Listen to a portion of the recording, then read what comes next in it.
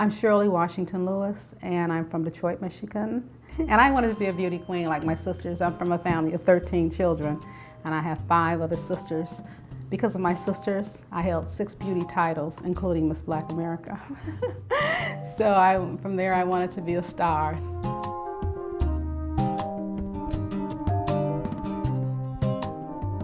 My best girlfriend was an attorney at the time, and she later became a judge. And she was dating this guy, and he had a friend, and it was a blind date. We played this game called Dirty Hearts. It's a card game where you pass out cards, and whoever, any kind of heart, if it stops on you, you're allowed to ask a question.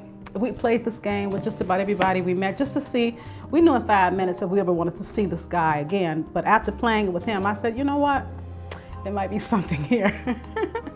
And he would write beautiful poetry. He would mail letters to me to my house, convincing me that he was my soulmate, and I just couldn't get rid of him. And you know what? When I think about it, he just passed every test. You know, I would do silly, outrageous things just to see how he would respond and what he would do.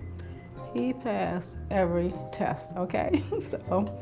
So I got married.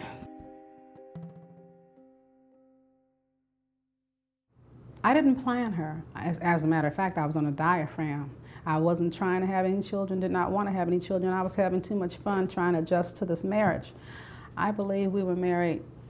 Within the year, I was pregnant and didn't know it until, I thought I was having stomach pains, whatever. One thing, anyway, I ended up going to the doctor, and I was 6 weeks pregnant, Honestly, I got pregnant. My first husband was really highly sexed, okay? And that was okay. But the minute I got pregnant and I had the baby, he was in the delivery room with me. Everything changed. We stopped having sex pretty much. And I think that angered me. And I think he really had problems with it. Some men cannot handle women when they're pregnant. They feel they're gonna hurt the baby. They really freak out on you. They really do. And I really wasn't that happy. And he started staying out, and later I realized that he was at the casinos gambling or whatever. I never knew that about him either. I remember I used to tell him I was going to divorce him all the time and just move, get out of the house. I mean, because he would just irritate me for different reasons. And so one day he did. He packed up and moved. 2 weeks after he moved, it hit me. I realized I loved him. I love this man, and I wanted him back. And so I called him on the phone. I said, his name was Harold. I said, Harold, guess what? What? I love you. I mean, I really love you. I really love you. Let's work this out. We have a daughter that's like a 1.5 years old. I mean, it was quite painful back then because I realized that I loved this man. The man I thought I hated, I loved him. And since I filed for the divorce, he was going to teach me a lesson. Since you filed for this divorce, we got to get this divorce.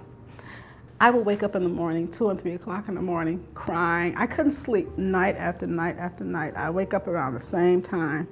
I turned the TV on. I watched for any show dealing with relationships to help me through what I was going through, the pain, And I was so distraught. I locked my daughter in the car twice and couldn't get her out.